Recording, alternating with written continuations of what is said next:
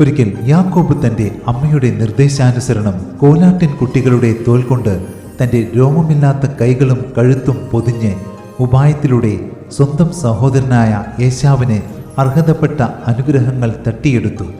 എന്നാൽ വർഷങ്ങൾക്ക് ശേഷം അതേ യാക്കോബിന്റെ മക്കൾ തന്നെ സ്വന്തം സഹോദരനായ യോസേഫിനെ ഇസ്മായേലിയർക്ക് വിൽക്കുകയും പിന്നീട് ഒരു കോലാട്ടുകൊറ്റനെ കൊന്ന് യോസേഫിന്റെ അങ്കിയെടുത്ത് രക്തത്തിൽ മുക്കി ഒരു ദുഷ്ടമൃഗം അവനെ തിന്നു കളഞ്ഞുവെന്ന് യാക്കോബിനോട് പറയുകയും ചെയ്തു.